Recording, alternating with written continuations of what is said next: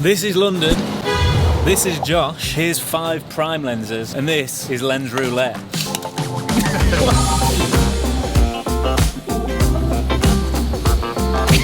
So what we're going to do is roll a dice to choose a location, but there's a catch. We're only allowed to use 1 lens per location, and we can't choose the lens chooses us by spinning this bottle. Why can't I do this? But we've also added another element which we'll tell you about later, and whoever loses that challenge has a forfeit. So the lenses that we're using are the Lumix S series primes. We've got the 24mm, the 35mm, 50mm, 85, and the brand new 18mm as well, which just come out on the day of filming this actually, so I'm looking forward to using this one. So big thanks to Lumix UK for sending those to us for this video. Right, so we're going to roll the dice for the first location, see what we get. 6, Soho. That's going to be interesting, because a lot of... what does it even look like? I don't even know what it looks like. So now to pick which lens I'm going to use, you've got to be gentle. Yeah. Here we go. Oh. I mean, it ended up 35? on that one, I'm going to say. 35. Yeah, you got the 35. I'm happy with that. I'm happy with the 35. Fairly wide, not too wide. So this is off the table now, and Josh is left with these 4. Okay, so number 4, that's St Paul's Cathedral. I know the area quite well, so I'm actually quite comfortable with that one. Let's pick the lens, shall we? I mean, that's going around the 24, I guess. How do you feel about that? Yeah, I can make that work, no worries.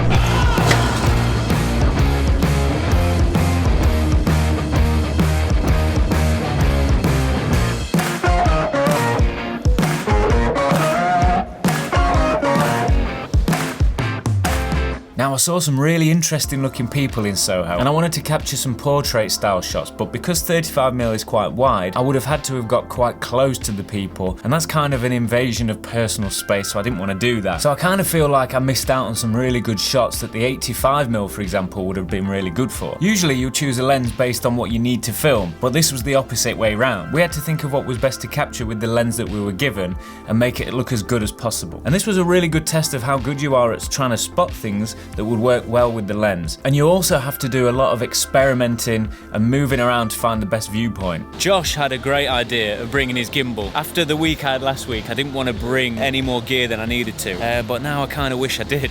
So that's something I would change going forward, because his shots look good and he's put me to shame. As I mentioned earlier, to make things more interesting, we challenged each other to find something within each location that we had to include in our shots. And whoever failed this challenge would have to pay for dinner. And Josh challenged me to find a person with red hair. Okay. Got one.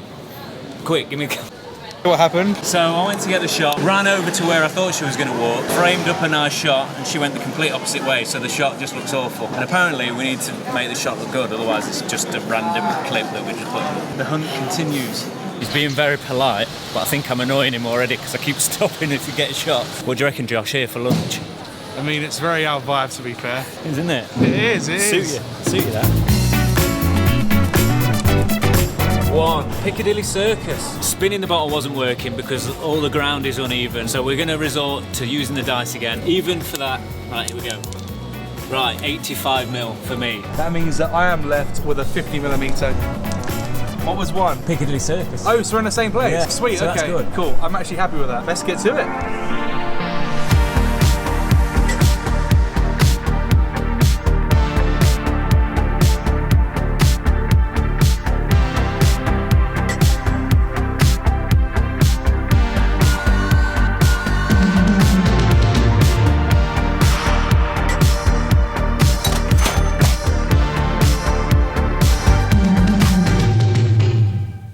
Not only was I frustrated with people tossing litter into famous monuments, but I was also struggling with the 85mm in Piccadilly Circus. And this in no means had anything to do with the lens itself. It's a fantastic lens, one of my favourites. And in some ways it was great that I had this lens because it meant that I could pick out detail in the buildings and also get some really nice shallow depth of field. But when I tried to film the screens, it just looks like I was pointing the camera at the TV because you can't see the surroundings and you didn't know where we were basically. Now this is what Josh got with the slightly wider 50mm. 50mm, which is exactly how I wanted mine to look, because when you're showing an environment, you want a nice wide lens so you can fit everything in and show the full context of where you are. Now, as well as image quality, another thing that I love about these lenses is the fact that they're designed very similar to a set of cine lenses, in that they're all the same size and a very similar weight. They all have the same 67mm filter thread, so you don't have to buy multiple different size filters for each lens, and you can switch them out easily when you're using a follow focus, and there's no need to rebalance when using a gimbal. So that makes these lenses really fast and efficient to work with, which, as you know, is one of the most important things when you're on a shoot. Now, since we only ended up with 2 lenses each, you'll have to go and check out Josh's channel to see what shots he got with the 24mm and the 50mm. And we actually ran out of time before either of us could use the 18mm, but I do have one on the way, and I'll be doing a full review of that, so stay tuned. You're probably wondering who won the challenge. At this point, we both won 1 challenge each, so it was neck and neck, so we had to take it to a decider. I didn't get my second challenge. Josh hasn't found his second challenge. I've got an idea. We've got the dice. May the odds be in my favour. You're gonna go odds, I'll go evens. Ready?